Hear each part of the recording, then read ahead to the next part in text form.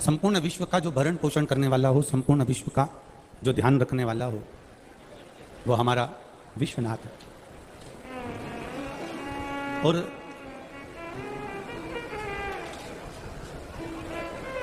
जरा विचार करना, एक छोटे से घर का जो पालन करता है, एक छोटे से घर को जो चला लेता है, एक छोटे से घर का जो पालन करता है, उसके जीवन में सम्मुख में बहुत सारी बाधाएं आती है और वो उन बाधाओं से निकलकर अपने संपूर्ण परिवार का भरण पोषण भी करता है।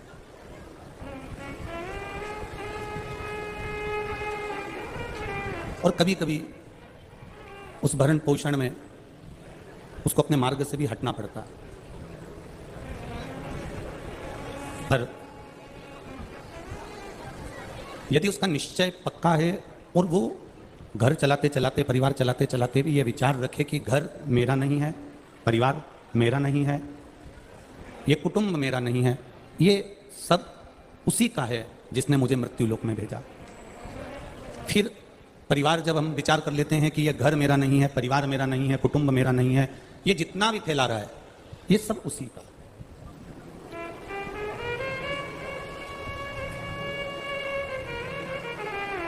और जिस दिन हमने ये विचार कर लिया कि ये घर, ये परिवार, ये कुटुंब, ये कबीला, ये नाते, ये रिश्ते, ये सब कुछ हमारे है ही नहीं, हमने जिस दिन उस विश्वनाथ पर, राम पर, कृष्ण पर, दत्त पर, तुम्हारी जिसमें श्रद्धा है, तुमने अगर उस पर छोड़ दिया तो फिर वो परिवार, वो घर तुम्हारा नहीं रहेगा, वो मेरे शंभु विश्वनाथ का हो जाएगा, वो मेरे राम और कृष्ण का होगा।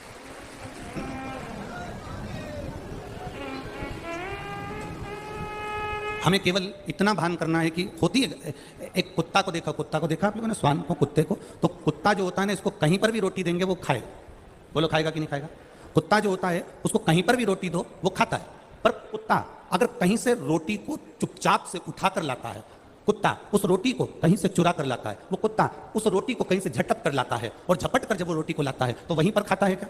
बोलो, जम के बोलो जरा। नहीं खाता। कहाँ जाएगा? दूसरी गली में, दूसरे मोहल्ले में, दूसरे स्थान पर, वहां जाता है और फिर उस रोटी को खाता है। कुत्ता को जहां रोटी दी, अगर आपने जहां रोटी दी, कुत्ता वहां खाएगा। पर कुत्ता जब चोरी कर कर रोटी लाता है, झपट कर रोटी लाता है, कहीं से उठा कर रोटी लाता है, मुंह में दबाकर रोटी लाता है, तो वो वहां नहीं खाता, वो दूसरी जगह जाएगा, दूसरी गली जाएगा, दूसरा मोहल्ला जाएगा, दूसरा क्षेत्र जाएगा और वहां बैठकर वो कुत्ता रोटी को खाता है। अर्थात जब किसी ने दी तो वहीं सीना तान कर खाई, पर जब चोरी कर कर लाया, झपट कर लाया, तो दूसरी जगह जाकर खाना पड़ा। ये हमारा शास्त्र कहता है। हम जब तक ईमानदारी से जीते हैं, अपने वैभव के साथ जीते हैं, अपनी सत्यता के साथ जीते हैं, तुम कहीं पर भी बैठकर भोजन कर सकते हो, कहीं पर भी ज्ञान दे सकते हो। पर जिस दिन तुमने गलत भाव से करा, उस दिन फिर तुम्हें भी दूसरी जगह भोगने पड़ना जा सकता है, उस दिन तुम्हें भी दूसरी जगह भोगने जा सकता है। ये हमारे कर्म की गति है। इसीलिए बार बार कहा, मत बुरे कर्म कर बंदे वरना पछताएगा, भगवान की आंखों से तू बच नहीं पाएगा, तू बच नहीं पाएगा। अरे ओ अज्ञानी मत कर नादानी, अरे ओ अज्ञानी मत कर नादानी, तेरे कर्म का फल भी तू ही पाएगा, जैसा किया तूने तेरे आगे आएगा।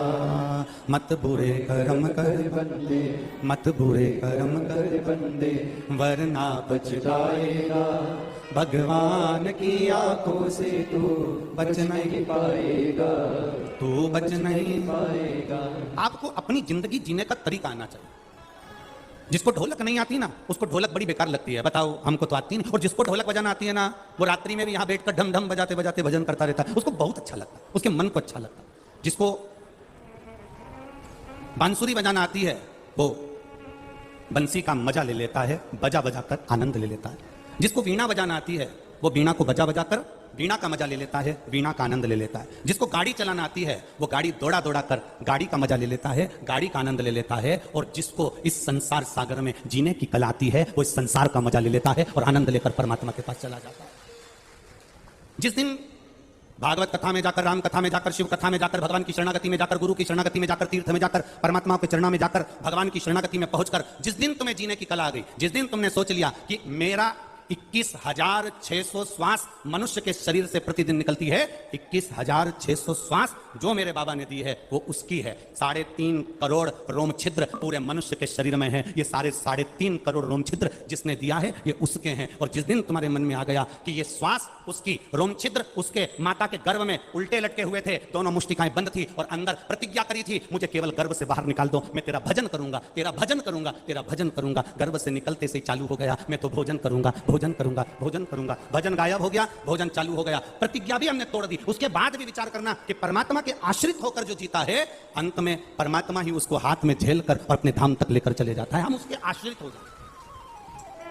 कल सरकार नहीं आए, सरकार ने बोला था हम दूसरे तीसरे दिवस अवश्य पधार रहे हैं, तो